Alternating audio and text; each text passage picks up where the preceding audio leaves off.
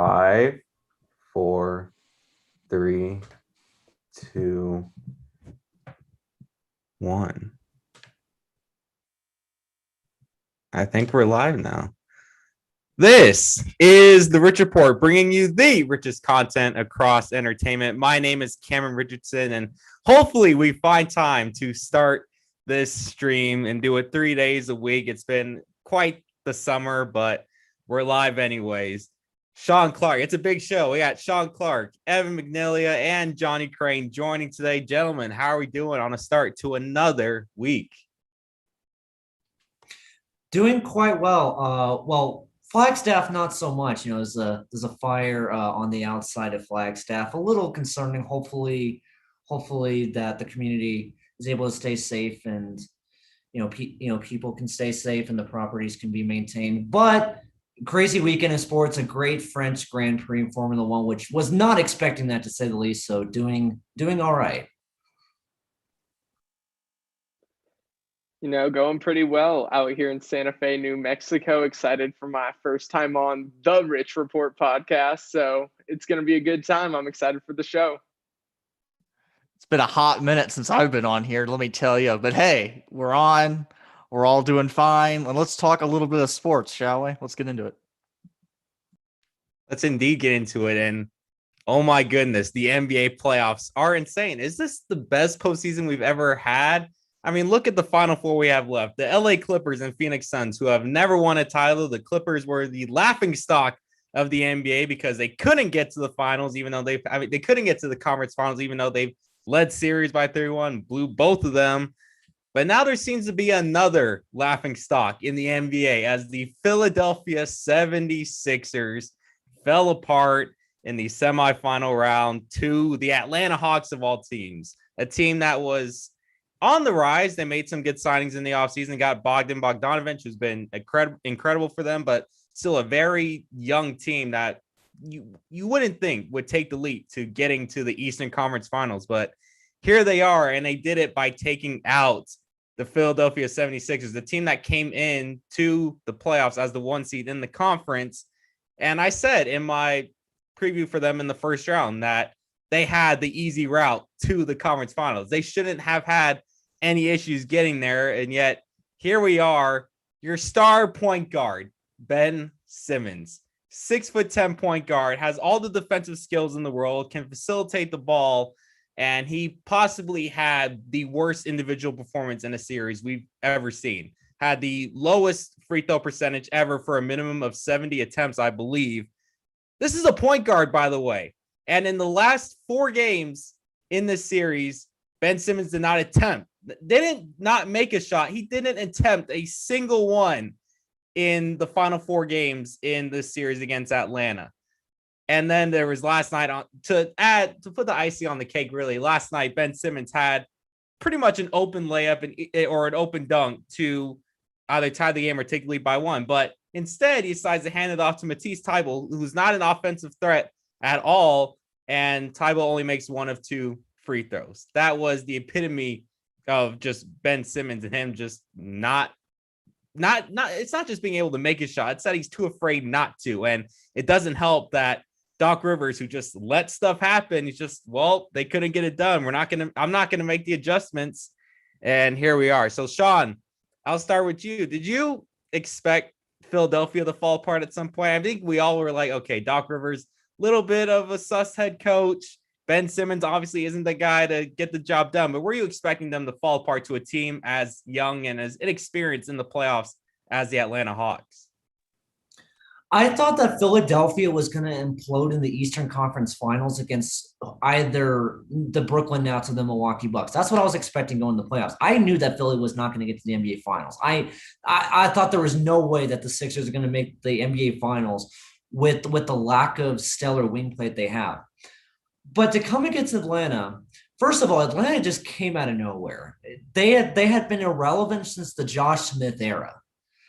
They were good. They were winning multiple playoff series. They were around the 4 or 5 seed basically every year, but they never really had been relevant since then. They were awful. for the last few years. They were awful. And even last year, people were like, oh, Atlanta could surprise people. I remember Cameron before the 2019-20 season was like, oh, watch out for the Hawks. Did absolutely nothing. And I thought it was going to be more of the same coming this season. Like, yes, they got some free agent acquisitions, and okay, maybe they can be a 7 or 8 seed. But wait a minute, you're telling me the Hawks are now in the conference finals? Like, this completely came out of nowhere. But when I sat down and thought about, okay, how did Atlanta pull this off? To me, it's very simple. Atlanta has built the quintessential NBA team. How? They have a point guard who can shoot. They have a point guard who can be a facilitator and score layups. Trae Young is the perfect offensive point guard in the NBA. Plain and simple. But do you know who I absolutely love on this Atlanta Hawks team? Kevin Huerter. Perfect 3-and-D player in the NBA.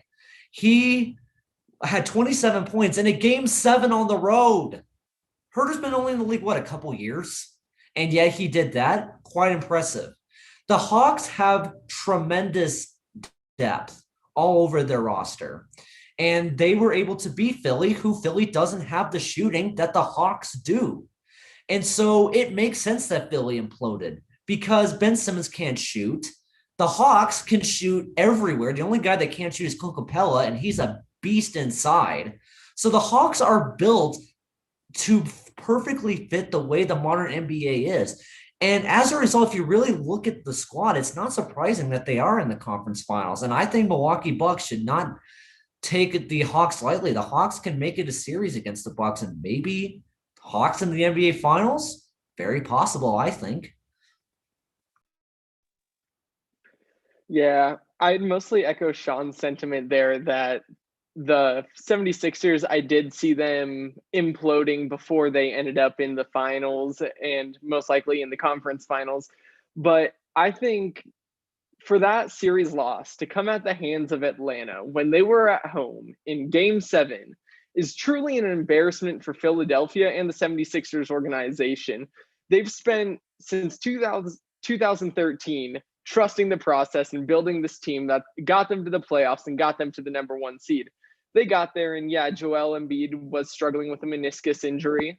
But at the same time, to be embarrassed on your home court and for one of your stars in Ben Simmons to absolutely choke in a necessary series in order to establish the franchise as a threat, really, in the Eastern Conference, everything was bad timing for Philadelphia. And I think the thing that staples Philadelphia's embarrassment in, the Atlanta Hawks fired their head coach in the middle of the season and were the 11th seed at the time.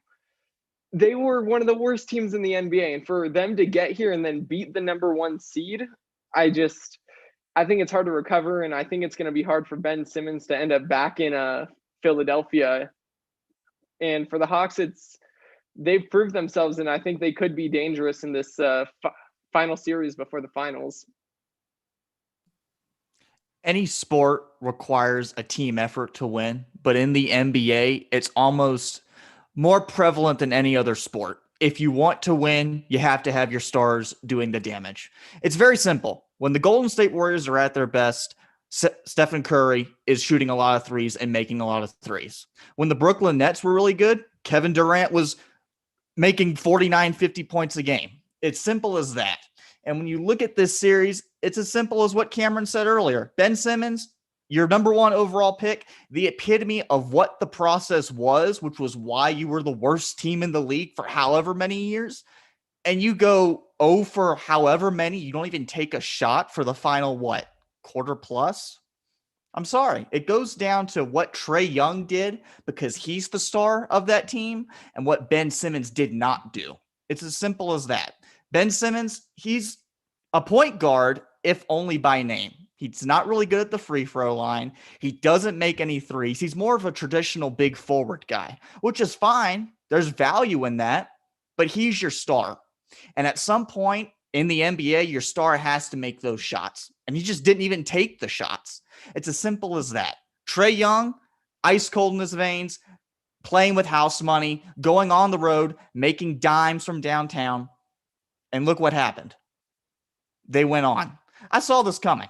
I saw the Hawks winning the series in 6. It went to 7, but now that the Hawks have that experience and they're young and they're speedy in transition and when they're down on the court, this is what happens. And Philadelphia was on the brunt end of it. But again, it comes down to conservatism and being not necessarily reckless or aggressive, but being efficient in the shots you do take.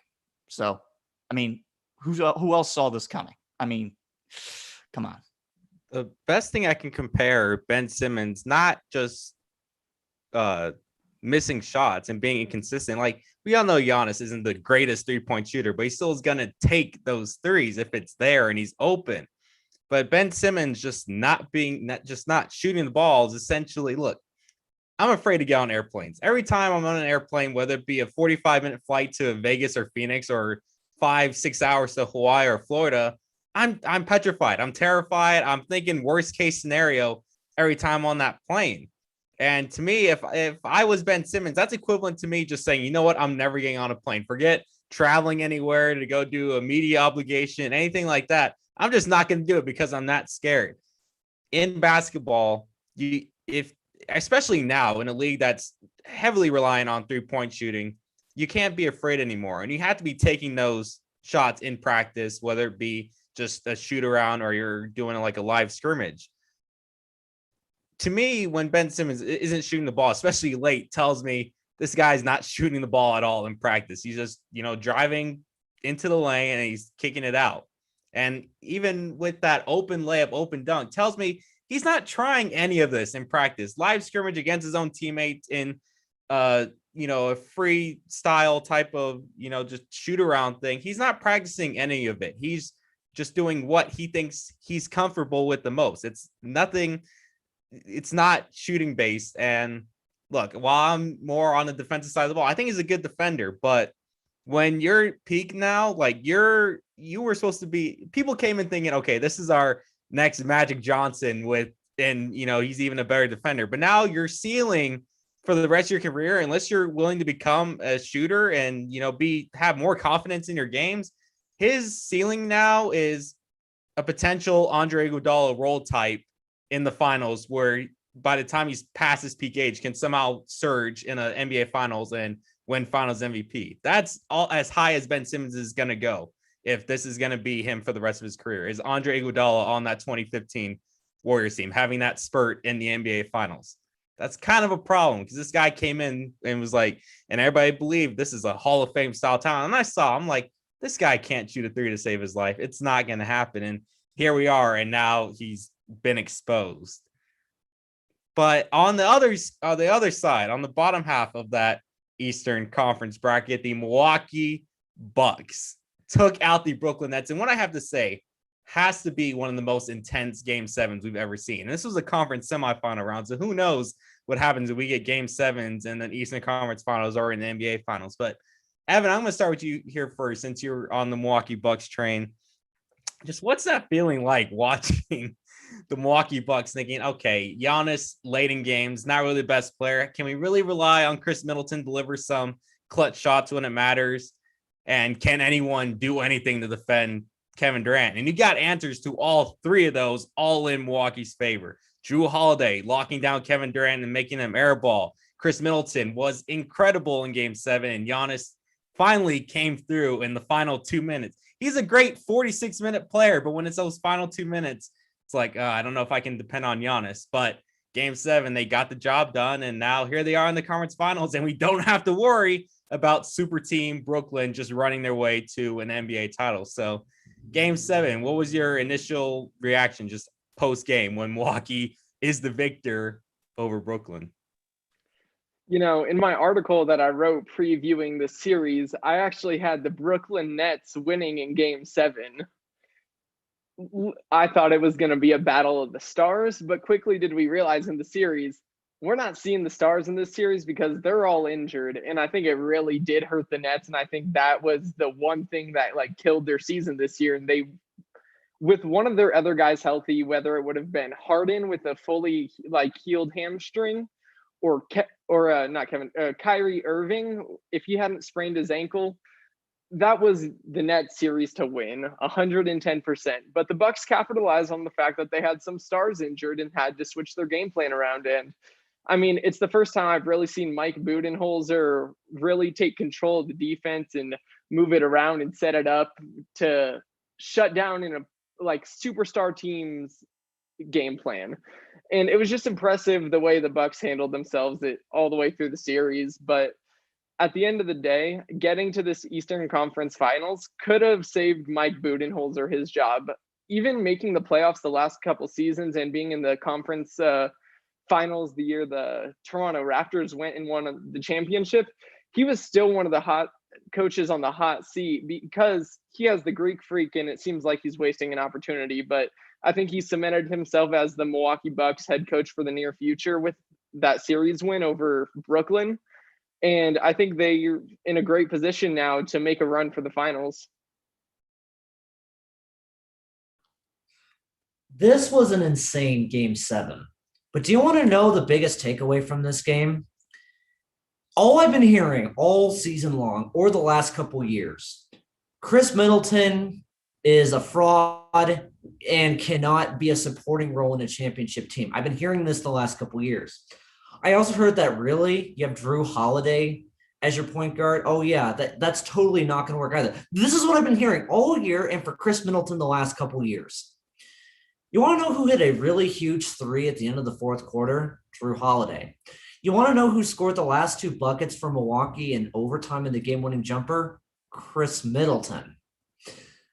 I don't understand. Like everybody is talking about Giannis after this game. Why aren't we talking about 2 guys that have been heavily criticized and just made probably 3 of the biggest buckets in the franchise history of Milwaukee since the 70s? Okay, why aren't we talking more about what these 2 did? They basically did what Kyle Lowry did 2 years ago, shutting up all of the critics, making huge plays, and have shown that, yeah, we can compete for a championship. The Milwaukee Bucks can win a championship with Drew Holiday and Chris Middleton. The fact that you just got past Kevin Durant and James Harden with this is quite impressive. Yes, they're going to have a very challenging series against the Atlanta Hawks and whoever they play in the NBA Finals. But you have to think that the Milwaukee Bucks are in as good a position as any team. Because right now, Chris Paul is not active for the Phoenix Suns. The Clippers don't have Kawhi Leonard. The Atlanta Hawks are a very young team. If there's any team that should be the favorite, it's the Bucks. Why? Because their second and third players finally stepped up in a big moment. And this is the best chance that Giannis has ever had to get to the NBA Finals. And just think about it from a morale perspective for a second here. Let's look at some of the other big sports teams that, while they make the playoffs, they have a particular hump that they just can't get over. How many years was it that the Capitals couldn't get over the Penguins? How many years has it been that the Twins can't get over the Yankees? How many years has it been since the Bucks haven't been able to get past the first round? But now look where they are. They're playing with house money. They've won an Eastern Conference semifinal matchup. They're in their first Eastern Conference final since 2001. And like you said, Sean, when you look at the rest of the other playoff teams, Leonard is out. Paul is out. Yes, Trae Young is on fire, but again, he's still raw. And that team as a whole is still raw. The Milwaukee Bucks, on paper, they have the experience, they have the size, they have the clutch shooting. They're not conservative like the 76ers are. They have the talent on the perimeter and inside the paint with the Greek freak. And Budenholzer finally got over the hump. The team finally got over the hump. That alone, in and of itself, is an intangible factor that you really can't quantify with any number, any statistic, anything. But that alone might be all it takes for the Bucks to soar and be even better than they were in Game 6 and in Game 7 against the Nets. Now, everybody's familiar with my LA Clipper fandom, but I have to say, going into that third quarter, the Clippers and Suns played it tight. That was an awesome Game 1 to start the Western Conference Finals, but there's something special when you witness a single player take over a game and say, you know what, I'm winning this, even though the Clippers have been shooting the lights out, but we're going to respond every single time. What Devin Booker did in that third quarter, just going up, using that pick and roll from and just hitting every single shot from the elbow, every single one.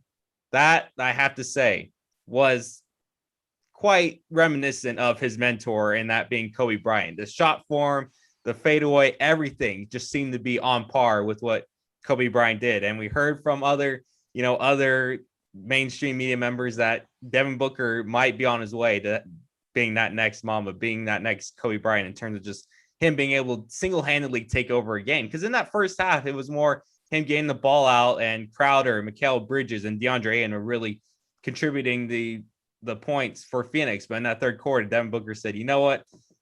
This is my game to win. And he took over and he did it. 40-point triple-double. He kept asked for much more in your first ever appearance in the Western Conference Finals. And nobody expected the Suns to be here. Entering 2020, 2021, going back to December, you would think, okay, Phoenix might be a playoff team. They add Chris Paul, who's a future Hall of Famer. And you thought, okay, this won't be an underdog team in 2 or 3 years. They're going to be the favorites. But here they are, and they might as well be the favorites to win the title. There's little holes that they have in their team, because you got Ian, who's 10 times better than the Baguette Biombo, who's won 3 Defensive Player of the Year titles for some reason on the Utah Jazz. He's way better than Rudy Gobert. And then you got Mikal Bridges, who was great at Villanova, but we didn't expect him to contribute like this to a team that could win a championship. They have Jay Crowder, who's always going to knock down a 3. And where did Cameron Payne come from? We knew this guy as doing some fancy handshakes with Russell Westbrook and when he was on Oklahoma City. And now all of a sudden, he is a key contributor to a team that could very well win a title. And I have to say, as much as I love the Clippers, it would only speak to just how great this new generation of players would be if we got a Trae Young versus Devin Booker in the NBA Finals. I mean, that's just you can't write that. It would just be an incredible atmosphere to watch those two just go to war. But Sean, I'll start with you. The Clippers didn't match the Suns offensively. Their starters were definitely nowhere close. Terrence Mann wasn't able to back up his 39-point performance against Utah. Marcus Morris was way off again. Batum wasn't great offensively, while the Suns starters were. Mikal Bridges, 14 points. Crowder, 13. Ayton, 20. Cameron Payne had 11. Just, if the Clippers are going to win the series, they have to match toe for toe with the Suns starters. So what do the Clippers need to do to overcome the Suns? And do you think they really can if Devin Booker is going to continue having these big games? First of all, I want to make a quick note about Mikal Bridges. You mentioned him being a contributor. I just want to point out that in 2017 NBA draft, everyone and their mother had Mikal Bridges getting drafted by the Philadelphia 76ers. Guess what? He did get drafted by the Philadelphia 76ers, and we all thought, oh, great, A-plus pick by the 76ers. He went to Villanova, which is in Philly, and Philly needed shooting. Philly traded him on draft day to the Phoenix Suns in a move that bewildered every single draft analyst, including myself. I vividly remember my dad and I were extremely confused why the Sixers did this. Now the Sixers are out, and Mikal Bridges is with the Phoenix Suns in the Western Conference Finals. I just had to point that out because, like I said, the name of this episode is Philadelphia making fun of them. And they could have had Mikal Bridges on their team. They really could have used him against Atlanta Game 7. Now he's with Phoenix. Now, when it comes to this Clippers series, if I'm a Clippers fan, I'm ecstatic right now. You're telling me that Devin Booker had a 39-point triple-double and the Clippers only lost by 6? Are you serious? Well, that's pretty good. Now, I know Chris Paul didn't play, but I don't expect Devin Booker to have a 39-point triple-double in every single game. I get that, he's rising his way to being what Kobe Bryant did. Yes, Devin Booker was great in the bubble last year where the Phoenix Suns went 8-0, which we kind of should have seen the Suns' success coming if they could pull that off. But I think that the Clippers are in a good position here. I think that the bench for the Clippers is going to be better going forward. I don't see Pat Beverly having 2 points, Luke Kennard only having 6 points. I think the Clippers bench is going to be better than what it was in game 1. Marcus Morris is not going to have 6 points every game going forward. You're telling me they still only lost by 6 points after saying all of that? I think the Clippers are in a good position here. I don't see Devin Booker, as great as he is, going off like that every single game. I think the Clippers supporting roles and players are going to be better. So I think that the Clippers can overcome the Suns. I think as long as their supporters step up, I think the Clippers can push this to a very deep series. I can see this going game 6 or 7. And I think that, Paul George, who is trying to get to his first ever NBA finals after coming up short in several conference finals previously with the Indiana Pacers a few years ago, although that feels like 2 generations ago, I think that the Clippers have a very good chance to win the series. I think this is a pretty evenly matched series. I think right now for the Clippers, it's really a race for who can get back sooner. Chris Paul getting a negative COVID test or Kawhi Leonard somehow coming back from his knee injury. If either of those stars can come back and execute for their team and come back playing at a high level, I think this series is still one that could go either way, just because of the pure star power and skill that each of those guys brings to the floor. If we see both of them back this series, I don't know who's going to make a bigger difference, especially with the fact that, like you said, it was only a 6-point victory by the Suns with Devin Booker's performance. It's a little crazy, and I don't know. I just think that playoff Kawhi can miraculously win this series if he's able to come back healthy for the Clips. Cam, I love you and all, but I'm sorry. I'm all in on the Suns here. Look, when you look at Devin Booker's triple-double performance, on paper, yes, it's a triple-double. That's amazing. In a playoff atmosphere, in a final matchup in the Western Conference, great. That's awesome. That's fine and dandy. But here's the other factor to consider, and it has to revolve around Chris Paul. Chris Paul did not play. And when Chris Paul is playing, I've said this before, and I'll say it again. Devin Booker in previous years, he's a shooting guard by name, but in previous years, he's had to take on point guard roles in facilitating the offense. But with Chris Paul in the fold, that pressure was off of him. But when you look at this game in particular with this triple-double, Chris Paul was out. But what did Devin Booker do? He facilitated the offense. Look, he had 11 assists. He was able to share the basketball when he needed to, get Ayton open, do all that stuff that he really wasn't consistent at in previous years. Now, again, it's only one game. But, Evan, like you said, if I'm choosing between Chris Paul getting a negative test and Kawhi Leonard coming back from that injury, I'm going to go with Paul. Because that injury Kawhi had, look, how did Anthony Davis do when he came back from that injury? Not that good. James Harden, he did a little bit better, but he was inconsistent, and you could tell that injury was still prevalent. Kyrie Irving was out too. If I'm going to revolve around and trust on one of those players coming back, it's going to be Paul. And if Paul is the one that comes back of those two, I can only imagine what Devin Booker is going to do then. Again, he might not be a triple-double machine every game, but he doesn't have to be. Because unlike Ben Simmons, Chris Paul is what a point guard should be. He facilitates the offense. He's not conservative when he goes inside and finds the lane. He's willing to drive the ball to the basket and shoot when he needs to. Good free throw guy, even though he doesn't go to the line that much. Willing to take a three when he needs to. That weapon in and of itself is a huge factor to the Suns' success this year, and it speaks wonders to the fact that the Suns were able to take this game one without that number one weapon in Chris Paul. Now, I said a year ago, maybe 2 years ago, that having Shohei Ohtani be a simultaneous pitcher and batter wasn't going to help the Angels all that much, because I feel like now, you really only have one job to do. You're either a hitter or you're a pitcher. But so far through 2021, Shohei Ohtani is proving me wrong. The guy has been on an absolute just tear this season. It's quite ridiculous what he's doing. He's got 23 home runs already. We're not halfway through the season. 54 RBIs. He's batting over 270. And on the pitching side of things, he's doing even better. Sub-3 ERA. He's 3-1.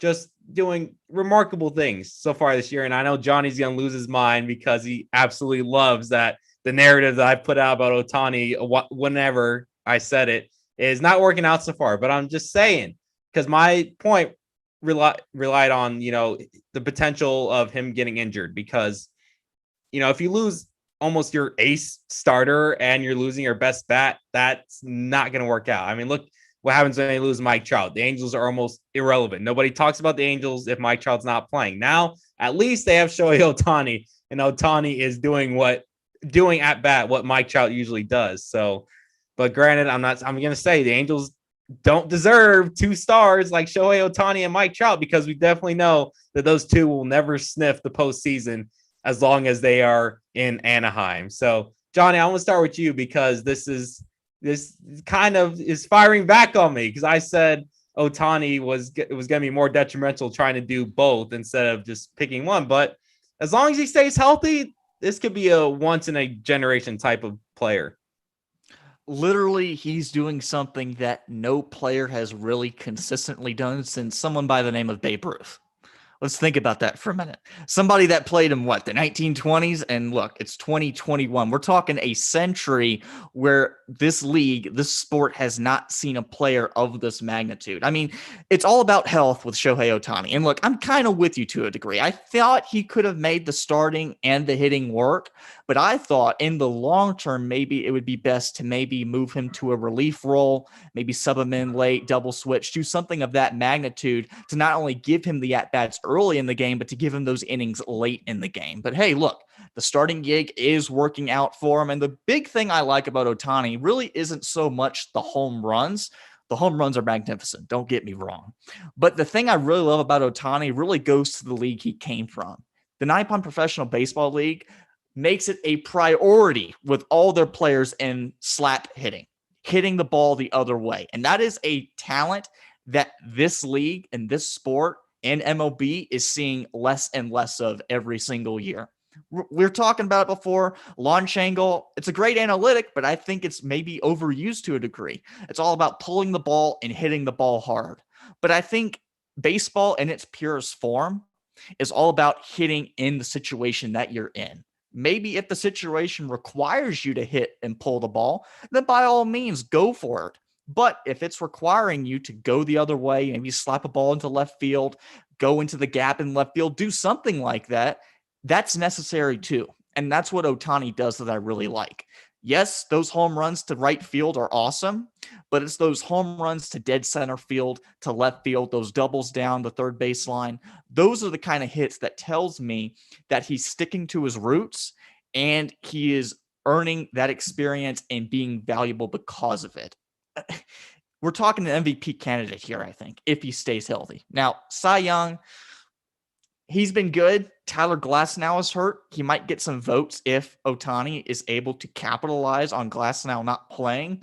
But we got to keep in mind here that Matt Shoemaker, who has a 7.57 ERA, has more innings pitched than Shohei Ohtani right now. Okay. He's tied for 111th, I think, in innings pitched. So Cy Young talk, let's put that on the side. For MVP, if he's doing both, why not? The thing about Shohei Ohtani is that his home runs, like just looking at the home runs themselves, are absolutely spectacular. I'll go back to the first home run he hit of the season against Chicago White Sox. The sound of the ball coming off Ohtani's bat was one of the most beautiful things I've ever heard in sports. And I've been to NASCAR races. Okay. That was absolutely beautiful. Ohtani just hits home runs with such flair that we don't see anywhere else in baseball. Okay. Just watch Ohtani's home runs versus, let's see, Fernando Tatis, for example, because we have a Padres fan on here. Okay, Tatis is great and all, but I'm sorry, there is nothing like a Shohei Ohtani home run. And the guy has over 1,000 OPS, and we're approaching the All-Star break. That's insane. If you have over 800 OPS, that's good. If you have over 900 OPS, that's really good. If you have over 1,000, just otherworldly, because over 1,000 OPS, especially considering that we've already reached the threshold of last year's 60-game season, that's incredible. Now, obviously, Cy Young, he's not even the top 100 innings pitched, and Carlos Rondon for the Chicago White Sox should get AL Cy Young. Period. End of story. The way it is right now, yeah. But Ohtani is absolutely sensational. And he is a superstar that baseball needs. And yeah, it's been 100 years since we've seen a player dominate both hitting and pitching. It's great for baseball. And he is probably the most exciting player to watch in all of the MLB. I definitely agree with that. Watching someone that can dominate on the mound at the professional level, as well as hit the ball out of the park at the rate Otani does, first in the AL right now in home runs. It's impressive. It's like watching a dominant little leaguer who's out there for 9 innings a game and just absolutely tearing the yard apart. And it's exciting to see a player that has that skill set in the MLB at this point. And I do have a couple stats, and the only thing that would stop me from saying Otani is the current AL MVP is his 272 batting average is 31st in the AL, nowhere near top numbers. And then I think you triggered Johnny there real quick, because Johnny's not the big straight stat guy. Johnny's gonna look at your analytics real quick. 78 strikeouts, ninth most in the AL. All I'm saying, he could clean up the strikeouts a little bit and improve the average. And then we're looking at possibly the best player in baseball we've seen in the last 100 years, hands down. I don't think he's there yet, though. I think he has the tools to get there, but I don't know if it's there this season just yet. Who's your current batting MVP average right now at the moment? In what, the American League? Yeah. If it's not Otani, then who? Vlad? Vlad. Yeah, Vlad. If I know you're not going to like this, Cam, but some of the Houston Astro batters are doing pretty good too. So hey, if they can prove to me they can hit the ball without cheating the game, then I'm all for it. Go ahead. If you can find redemption through that, go ahead. I'll take it. Also, by the way, if you are watching the stream, go ahead and leave a comment. Leave your thoughts on, our takes. Do you enjoy them? Do you hate them? Do we suck at what we do? Go ahead. We're all here for that. So we're open to discourse. That's all I'm going to say. The San Diego Padres, we expected the NL West to be a 2-horse battle between the San Diego Padres and LA Dodgers, has now turned into a 3-team race with the San Francisco Giants really pitching their butts off. They're leading the NL West still. And Johnny was like, wait till June. Johnny gave like a June type of, wait kind of deadline to see where everybody's at. And it seems like 3-horse battle. We could have an NL West showdown for the wild card in that wild card game. It's gonna be it's gonna be wild when we get to the dog days of summer and then that playoff push in September. But Evan, with no pun intended, but does the Padres' success lie on the shoulders of Fernando Tatis Jr.? I don't think entirely. We've seen throughout the season when he's gone down a couple times, they still have the ability to win games, and guys will just pop off and have a huge night and pretty much put the team on their back any given night. We have a couple guys in the roster with Cronenworth, Ha-Seong Kim's done it a couple times. But honestly, Tatis is the Dodger killer right now. He's public enemy number 1 in Los Angeles, I'm sure, for the Dodgers fans. And not having him for this series, or with a minor injury during the series, it's going to affect him, and it's going to suck because he is our main biggest weapon. The biggest note I took away from looking at this series and looking where everything's stacked up right now, the Padres are in 3rd in the NL West and 5 games behind the Giants, who still hold that first place spot. The Dodgers could do some real damage in the standings and really put the Padres back into a position where they can only really compete for that 2nd or 3rd spot, and really put the Padres away down the stretch here of the season with this series. If they can sweep the Padres or get 3 games, we saw Colorado do when the Padres were in Colorado last week. It's going to be one of those unfortunate things where of these 3 teams, in the Padres, the Dodgers, and the Giants, someone's heart is going to get broken. And it's an absolute shame. Because if you put any of these 3 teams in, say, the American League Central, they dominate it 100%. Sorry, Cleveland Indians, step aside. These 3 teams would be, well, the NL 6 East games minus a DeGrom start. Potentially, yeah, sure. It's unfortunate that the division is as not necessarily top heavy, but as strong as it is. And the thing that really stands out to me, the big comparison I can think of right off the top of my head, remember the 2015 National League Central? You had the Chicago Cubs, you had the St. Louis Cardinals, and the Pittsburgh Pirates, and they all won, 97 plus games? That's how good these 3 teams are. And the Giants, on them real quick, they've proven me wrong. I thought their lineup wouldn't really be able to keep up with the other dominant firepower teams like the Dodgers or the Padres. And even though Evan Longoria has been out, they've been able to get the job done. And with Kevin Gausman and company, they're doing it. They're just finding a way, and finding a way with the balance they have is good enough. But Giant stuff aside, in regard to the Padres, in this particular series between the Dodgers and the Padres, the big thing that's going to stand out is going to be Tatis and whether or not he plays. He did have a left shoulder injury against the Cincinnati Reds, the same shoulder that he suffered with an injury earlier in the season. He's day-to-day right now, so he's probably going to be okay, knock on wood. But like you said, Evan, the Padres top to bottom have star power and they have balance. Cronenworth, Kim, Hosmer, Machado, the list goes on and on. Now, I haven't even talked about their starting pitching. Chris Paddock as a 5 starter? Are you kidding me? Yu Darvish has been that National League Cy Young favorite, or at least one of them outside of DeGrom. And think of this for a minute, and this is probably going to be their X factor for the rest of the year. If Blake Snell can be anything like he was with the Rays when he won the Cy Young, it's going to be tough. It's going to be tough to root against this team. But the one thing that the Dodgers could potentially do to usurp that X factor is an X factor of their own, and that's Cody Bellinger. If Cody Bellinger can come back and stay healthy and hit that power, I know you don't really like him, Cam, but if he can hit 30 bombs or just have the power that is reminiscent of when he hit 30-plus bombs, that's another big X factor for them. But there's nothing really new about the Padres. They have a lot of talent, a lot of depth, going through a little bit of an injury spell, but this series is huge between them and the Dodgers. Spoiler alert. I guess I'll ask, what could be the bigger impact? The Dodgers not having a healthy bullpen. We've now seen on 2 occasions the Dodgers nearly blow 2 just gigantic leads. They had the double-digit lead against the Angels way back in, I think, early May, late April, and that game ended up being like 14-11. Yesterday against the D-backs, Dodgers were up 9-0. Final score of that game was 9-8. So, Evan, I'll ask you: Tatis's health or the Dodgers bullpen health? What's the bigger impact for there? Honestly, I think the Dodgers got to worry about their bullpen health a little more. They really have been the Achilles heel for the team so far in this season. And you guys, the Dodgers, have so much star power in your starting rotation and so many great pitchers. I mean, Urias has been a huge surprise this season, I feel, in how well he's executed, getting 9 wins so far on the season.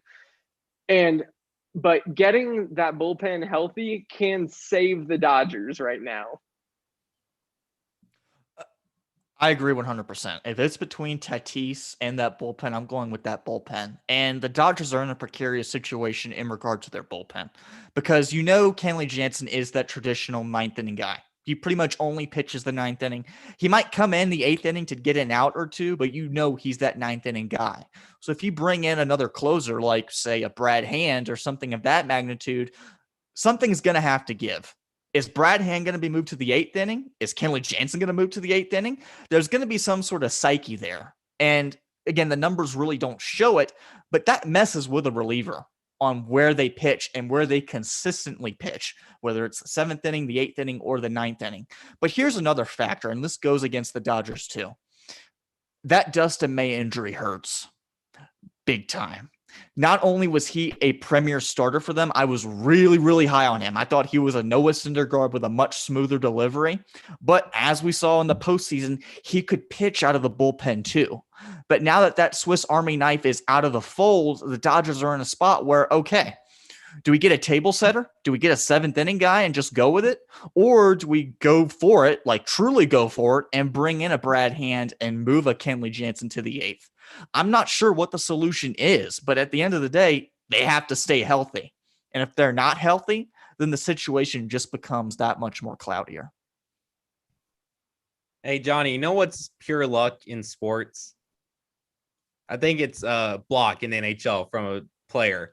Yes, we have dead even series, 2-2, best of 3 series to determine who was off to the Stanley Cup final. And just 2 nights ago, Ryan Pulock made quite possibly the save of the decade in NHL as he blocked pretty much an open shot, a spinning shot from, I believe it was Stamkos. It was one of the Lightning players that tried pulling off a spin move that would have gone in had there been no Islander there. It was Braden Point. But there was no goaltender there. But Ryan Pulock comes out of nowhere to make one of the best saves you'll ever see. And now we have an even series going back into Tampa. Game 5 is tonight. But Johnny, all I hear is, well, blocks are just pure luck and not skill. No. I don't buy that. And take this from the analytical guy, okay? Don't listen to that nonsense, okay? Blocks are a skill. Now, it's not so much the block itself, it's the positioning that leads to the block. Every time a shot gets made and a block gets made, pause the TV and look where the players are. Look where they are. That tells you all you need to know. And the thing about the New York Islanders is that they're that traditional-ish team that Barry Trotz has implemented that really prioritizes on the blocking. Look, the Islanders have some speed, but they're not going to match the speed that Tampa Bay has in a full-blown series. It's just not going to happen. The New York Islanders aren't the Colorado Avalanche. They're not the Edmonton Oilers with Connor McDavid and Leon Draisaitl. They are what they are. They're kind of a St. Louis Blues to a degree. They're system to system. They're zone to zone kind of team. They're really position-based, and that position ideology leads to all those blocks. And with just enough scoring from Matthew Barzal, Beauvillier, John Gabriel Pageau, the list goes on. They have just enough scoring to supplement that good, stingy defense and that excellent goaltending unit with Semyon Varlamov and Ilya Sorokin. So overall, I still think the Lightning are going to take this series, but again, they get a couple more blocks than they need to. They stay ahead of the Lightning just enough in terms of positioning. They're going to get all those blocks. They're going to be able to clear the pucks out of the zone that much more efficiently, and they're going to get possession of the puck too. That's the other thing that people that don't like blocks don't get. When you get blocks, usually the positioning of the puck goes back in the defending team's favor, which again, if you have possession of the puck more, generally good things happen. So I'm not really sure how the series is going to play out, but if the Islanders want to go to that Stanley Cup final, they have to stick to their roots.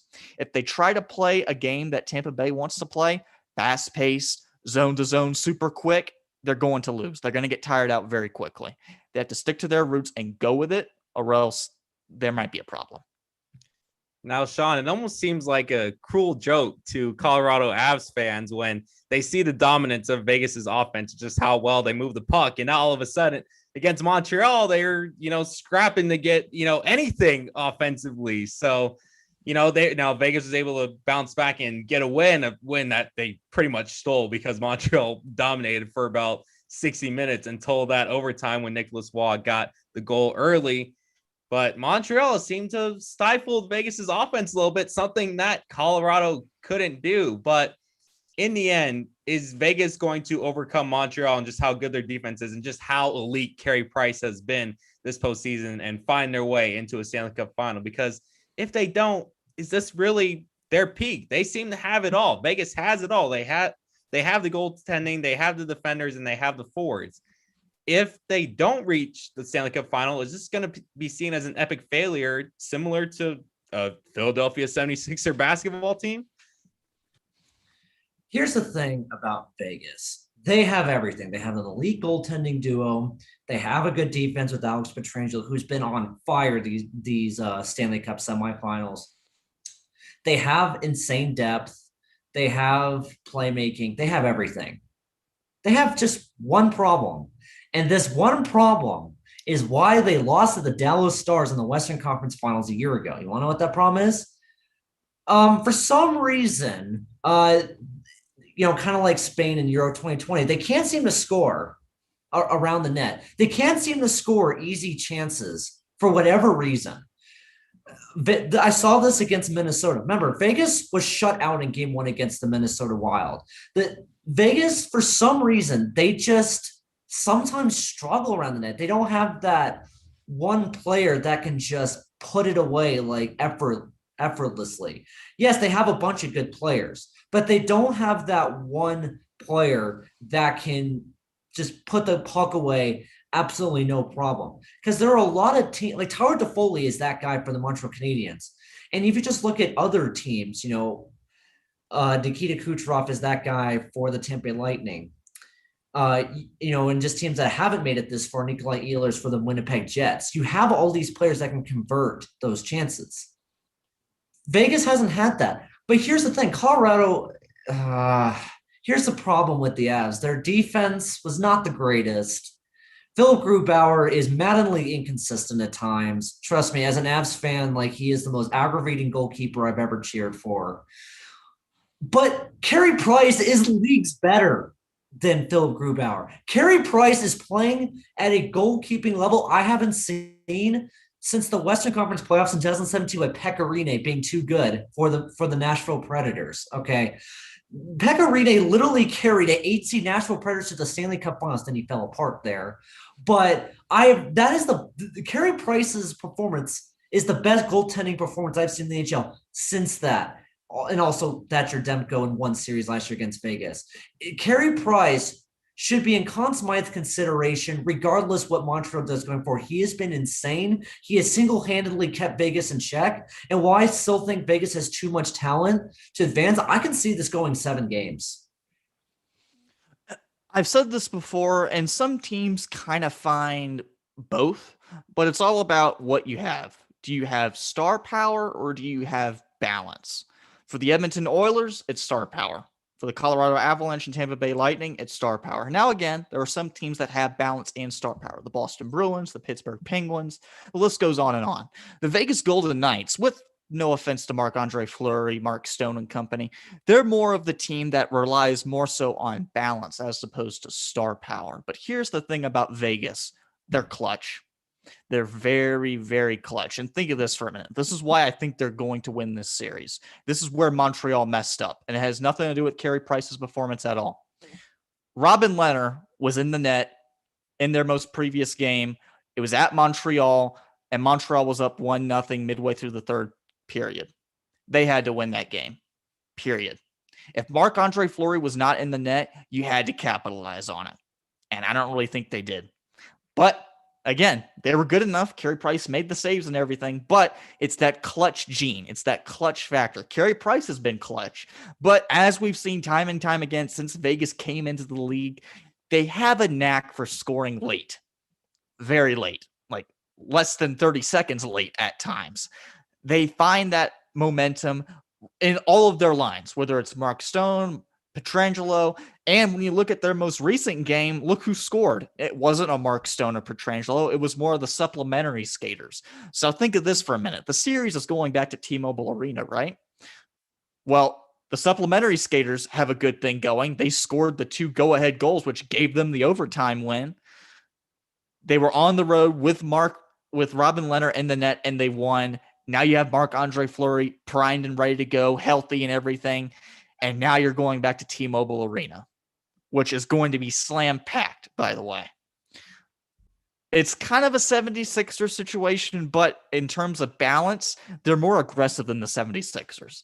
Yes, the Knights can share the puck a little too often at times, but they're still down to take the shots and be clutch when they need to, which is something the 76ers really haven't shown, which they didn't show. So I think this is Vegas' series to lose. I think this will go 6 or 7, but to me, if they win this series, it's going to go back to their most previous game when Leonard was in the net at Montreal and they won.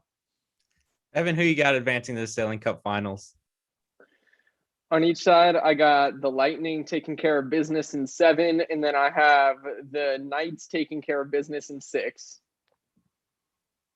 That's all I got. Now, on the motorsport side of things, it almost seems like Kyle Larson is inevitable. The man will show up for his cup races on a Sunday and win. Then he'll go on a Greyhound bus all the way to Ohio and win every single race on a local track for during the week. It's quite remarkable what Kyle Larson is doing. Just, since, you could go back all the way to his suspension and what he was doing on dirt when he was suspended by NASCAR. I mean, the guy's just on a crazy stretch right now, and arguably he's the best driver in the world in motorsports. I mean, I know the motorsports purists that are not American will say it's any Formula One driver, whether it be Max Verstappen or Lewis Hamilton. But what Kyle Larson is doing, I mean, to win 4 straight weekends at the Cup level is kind of hard to do. He's won 3 points races in a row. He won the All-Star race. It just seems to me that he's kind of taken over. And Johnny, I know you got to watch and cover the race at Nashville for the site, but I'll ask you, just what do you see in Kyle Larson that just turned him into a complete superstar? We knew he was good, but he was kind of in underwhelming equipment, to say the least, at Chip Ganassi when he first entered the Cup Series. But now he's at Hendrick. They just won a championship last year, and he's taken the spotlight. He is the star now. It's not the defending champion Chase Elliott. It's Kyle Larson right now. Some of it has to do with equipment. Some of it has to do with trying to, redeem himself, if you want to go with that storyline. But the other thing I'm going to look at more so in regard to what I saw in the Nashville race and what I've seen in a lot of the other races he's been really good at. Some drivers stick to one line. They stick to one groove. Tyler Reddick, he rides the Reddick line. You know what he's going to do. But as I saw in the Nashville race, there were a bunch of lines. And the big thing that stood out to me happened within the first 25 laps of the race. It was a restart on lap 6. That's what it was. Eric Almirola was on the outside line. Kyle Busch was on the inside. And guess where Kyle Larson was? The middle groove. Middle groove usually doesn't work out well for much drivers. But guess what? Kyle Larson drove right through it, and he didn't look back. He led 264 of 300 laps. The speed is there. The maneuverability is there on the restarts. He's willing to work any single groove and at any single track. He has great equipment. He's trying to redeem himself. It's pretty much a perfect storm for a dominant season from a dominant driver. Think of this for a minute. He's already led more laps this season than any other season in his career. And we're halfway through the season? There's still half a season to go. He already has 4 wins. And guess what? None of those 4 wins came at a dirt track in Bristol. Everybody pegged Larson to win that dirt race. But did he? Nope. He's been good at any single track. Road races, short tracks, super speedways, regardless. He's been at the top because he's willing to adapt on the fly, on the restarts, and take any groove he wants. He's willing to make anything work. And that's what makes a great driver. That's what NASCAR needs to strive for in their drivers. No offense to the Tyler Reddick line. It's a great line. But if you're willing to work any line, including that line, you're that much more adaptable and that much more of a championship caliber driver, in my opinion. And that's what I saw in this race. When Kyle Larson won at Sonoma, it really solidified the fact that, Kyle Larson's unstoppable, because I thought that Chase Elliott was going to start to rack up wins at road courses. We all thought, there's 7 road courses. Chase Elliott's going to win, 4 or 5 of them at the minimum, even a slim possibility all 7, although Elliott did not win the Daytona road course. That was Christopher Bell. But we thought when road courses started coming on the schedule, okay, here comes Chase Elliott. He won at COTA, which what was that? I mean, we've talked about that on the site previously, but what on earth was that? But Kyle Larson just straight up dominated Sonoma. And Kyle Larson did not come into the season. Oh yeah, Kyle Larson's a great road course. Right? No one said that coming into this season. But the fact that he dominated Chase Elliott Sonoma, it just proved to me that he's the best driver. We all thought Truex was the favorite after Darlington. But my gosh, has that changed completely? I haven't even heard Truex's name really since Darlington. He hasn't done anything. Cam John, maybe you two can prove me wrong on that. But has he done anything noteworthy since Darlington? He had 5 penalties in the Nashville race. I know that. Okay, he had 5 penalties. All right, but yes, Kyle Larson is easily the most dominant driver. It would be stunning if he doesn't win the championship. Hendrick, as we saw in the Coca-Cola 600, just dominated everyone else. It's going to be a Hendrick driver winning. It wouldn't surprise me if all 4 Hendrick drivers are the championship 4. It would not surprise me, because Alex Bowman could steal a win in one of the round of 8 races because he already has 2 race wins. William Byron could get in the championship 4 just on points alone. And obviously, Chase Elliott is way too good to be counted out of anything. He is the defending champion after all. So this to me is more that Hendrick is just far superior to any other team. I don't really understand how this happened, because a year ago, this was definitely not the case. It was the Harvick-Hamlin show. I would love an explanation as to how this happened, but here we are, and this is Hendrick just toying with the rest of NASCAR. This is like Mercedes last year in F1. They're just toying with everyone else. And like Cameron said, you could make a good, valid case that Chase Elliott is the, quote, weak link of the 4 right now, which is insane because, again, when you go what do you think, Cam? I I kind of want to know what Evan thinks since Johnny wanted to skip over him. So Sorry, Evan. Nah, no worries. My only thing with Kyle Larson right now, he couldn't have ended up in a more perfect situation coming out of his suspension with Hendricks Motorsports, as we've just seen them dominate this season, and it's really unlike something we've ever seen. And like I think it was Sean who said, we could see all four in the championship race racing Hendrick in the. I don't know. That would just be insane, but there's 9 races left before the playoffs. Larson's only 10 points behind Denny Hamlin right now. And up next is the Pocono doubleheader. He didn't race in 2020 because of his suspension, but in 2018 in the 325, he got 5th place. And in the 350 in 2019, he got, in the 350 in 2019, he got 5th place. And in the 325, in 2018, he got 2nd place. So absolute gold opportunity for him to take the lead upcoming this weekend. yeah, I totally forgot about that. It is only a 10-point gap now because Hamlin still hasn't gotten that win. And that's actually huge to watch because if whoever wins the regular season title, that's 15 playoff points that go to you. So Hamlin could get a buffer if he's able to hold that off. But it doesn't seem like that. He's not really been a race winning contender. He'll get his top 5s, he'll get his top 10s, but he's got to start looking out. And like, if Kyle Larson passes me, I'm kind of in trouble if I reach the playoffs and I'm not the regular season champ because he doesn't have his wins. He's got 5 playoff points a season, but that's not really comfortable, especially what happened to Kevin Harvick last season. I mean, if you're Hamlin or Harvick, you're stressing right now because for them, it's not about what they do in the regular season. What matters is getting to that championship 4 and competing for that title. It doesn't seem that either of those two can get to the Final 4, let alone, I don't know, they're kind of in trouble for the semifinal round. They're kind of in the same situation that Kyle Busch was in last season. You know, yes, he had a lot of top 5 finishes and he was able to squeak into the playoffs, but last season was a much less parity-laden field than this year. Okay, Michael McDowell has won a race. Okay, like a lot of drivers have won races this year, and a lot more drivers might win races too, Kyle Larson dominance aside. But yeah, that gap, if Hamlin's able to cash that in, that's going to be huge, especially if Larson continues the surge that he's at. Yeah, here's something ridiculous. Kyle Larson has led 1,426 laps this year. Second to him is Denny Hamlin with 756. Larson, Double. 12 stage wins, Denny Hamlin, 5 stage wins. I mean, it's just a ridiculously dominant year. I don't think we've ever seen something like this before. Maybe if we go back to the Richard Petty days where he was winning 15 races and winning by 2 laps or more, then maybe that can count. I just want to point out that Harvick and Hamlin won a combined, 17 races last season? So they won half the races. They have 0 this year. That just shows you how much things have changed from last year. This is a drastically different year than last year because Harvick and Hamlin are stressing along with Stewart Haas turning into a midfield team. It's been a weird year in NASCAR.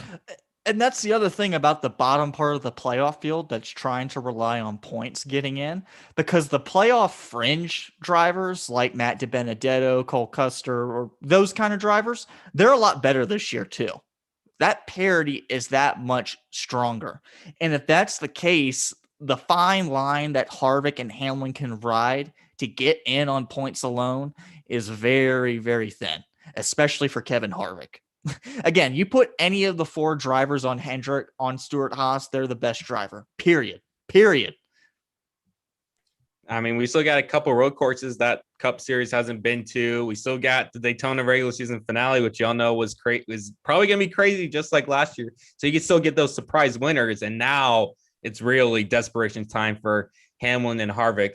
But we're going to close this show talking about the French Grand Prix. And my goodness, look, people will say Paul Ricard is quite the boring track, and that's been the case for the last couple of years. But my God, the battle between Mercedes and Red Bull was probably one of the finest we've seen in quite some time. And I mean, you could make an argument it's been my favorite race since I got into watching Formula One, for every weekend. Well, I try to not fall asleep because I'm not used to waking up at 6 a.m. every Sunday.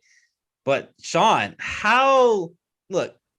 Red Bull got their strategy wrong in Spain, but how on earth does the rival team, the team that's now trying to get back in the constructor standing league, trying to get back into the driver points lead, how do they make the same mistake Red Bull did in Spain? How do they do that in France and potentially squander both the drivers' championship and the constructor championship? Because we think, okay, you know, Lewis can make up 12 points. It's hard to do that in Formula One, especially with how dominant both Red Bull and Mercedes are. I mean, it's going to take Max getting a DNF for Lewis to really take control of this, to get back in front and go for that 8th title. But Sean, with Max's win and Red Bull extending their lead in the constructor standings, do they have the stranglehold? Are they going to close this out? It is very tough to tell because things can change in a split second. Look at what happened in Baku 2 weeks ago. Max Verstappen crashed out of the race with a few laps to go on a straightaway. His tire just blew out. We thought, oh no, Hamilton just took the lead back in the Drivers' Championship by like over 12 points. We thought Hamilton was going to enter the French Grand Prix weekend with a 12-point lead. But no, Hamilton's brakes locked up at the end of the Baku race with 2 weeks ago. And so Verstappen went back into France with the 4-point lead in the championship.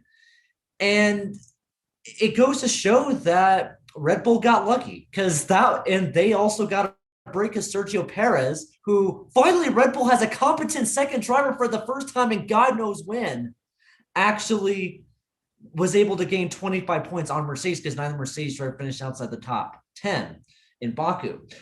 So at France, Verstappen wins pole. He beat both Mercedes to win pole in a track that Mercedes completely dominated in 2018 and 2019. But we saw an incredible battle. Yeah, you said Kim may have been the best Formula One race since you started watching. I don't know if I would go that far because Bahrain opener was really special, as was Baku. Both of those races were pretty special, but I would definitely say it was one of the best I've seen as well. Because yes, this race was spectacular. You saw it, 52 of the 53 laps, the race winner was in doubt. And that's not common in F1, especially when you have, Mercedes completely dominating races. But here's the thing about Red Bull. They have two good drivers. Mercedes does not. Plain and simple. Do you know why Mercedes is probably... Here's the thing. Lewis can win the Drivers' Championship, and I still think he possibly can, although I did say Verstappen would before the season even started, and I'm sticking with it. But Lewis definitely has a good chance to do so. But I don't think they're winning the Constructors. I am more confident that Red Bull win the Constructors than they do the Drivers with Verstappen. Why? Because Sergio Perez is leagues better than Valtteri Bottas. I'm sorry. It has to be said. If Mercedes wants to win an 8th straight Constructors' Championship, get Valtteri out of the car right now, put George Russell in there, and George Russell is going to beat Sergio. He is. Because George Russell, I think, is an even better driver than Sergio. So I think that France, this weekend, it proved that Mercedes doesn't have the stranglehold over Red Bull and that Red Bull has the advantage because they have the better driver lineup. The Drivers' Championship is much more in doubt because Lewis is one of the 2 best Formula One drivers of all time. I don't know about definitive best because Michael Schumacher was great in his own right, but easily one of the top 2 for sure. And he may win it. But as far as Constructors, I just think that Red Bull have the advantage because Sergio beat out Valtteri Bottas. He beat him out yesterday. So I think that Red Bull do have the stranglehold on the Constructors, not necessarily the drivers yet. Yeah, I think Formula One politics are really strange because they don't want their second driver competing with their top guy. They want a guy that will follow team orders. And Valtteri's kind of done that to a T, honestly. He's not one that's going to be like, okay, I want to take over and lead this race. I think a lot of teams try to avoid what happened in 2016 between Nico Rosberg and Lewis Hamilton. The two wrecked each other in Spain, and they were really kind of heated rivals up to that point. They grew up best friends. They were brought into Formula One around the same time, but here they were in 2016, both trying to win a title, and they ended up taking each other out at some point. I mean, it was both, you go to Austria and then you go to Spain, and they kind of got into each other. but it's strange because you want racing to be entertaining. If you get two competitive drivers on the best team, you're going to get great races. And that's what we got with Rosberg and Hamilton. But when you have Valtteri, he's kind of following team orders and being the team guy. Of course, Mercedes is going to keep him. They're reluctant to bring George in because they know George Russell wants to win a title. He's sick of riding in last place with Williams. He's going to come out and he's going to want to win races. He's not going to want to be second to Lewis. He wants to be the top guy. So I don't know where you go. If I was running the team, I'd be like, go win. If you wreck each other, at least you guys went out, trying to win the race, not sitting back in 11th and not scoring points in Baku. It's a very weird time right now. I think Mercedes has a really tough decision to make come 2022 on who's going to fill that second seat. Yeah, I agree. And considering how top heavy Formula One is, you can't be that conservative, like you said, Cam. You can't be running P10 and expect the 9 drivers in front of you to wreck each other. That's just not how Formula One operates. That's not how Formula One is with the tracks they go to. So, I mean, look, it all goes back to that star power versus balance perspective that I mentioned earlier. On one hand, yes, Sir Lewis is the best driver in Formula One, period. Now, the podiums hasn't really been there the past couple races, but compared to Verstappen and company, he is still the top dog to beat. But what Verstappen and that team has is they have that balance. They have 2 drivers they can go to. And if you have 2 drivers and a little bit of luck, I've mentioned that before too, those 2 things in Formula One might be what it takes to usurp Sir Lewis because he's that good. Let's be honest. You're going to need a little bit of luck to beat him consistently race in and race out. That's just how it is. But they're doing it right now, so it's working out. Any final remarks, Evan, before we get out of here? Nah, ain't got nothing on Formula One. I've never watched a F1 race in my life, but I'm looking forward to getting into it a bit as we do this podcast. Yeah, I'm triggered. Hey, down the line, we will get into UFC stuff. I need Sean to get into the UFC stuff too on our side before we really get comfortable with it. But we appreciate y'all for listening. Thank you, Evan. Thank you, Sean. And thank you, Johnny, for joining and making the time. Make sure to subscribe and leave a like and hit that notification bell so you know when we go live. We'll see you all on Wednesday. Have a great rest of your day, and we will see you then. Peace out.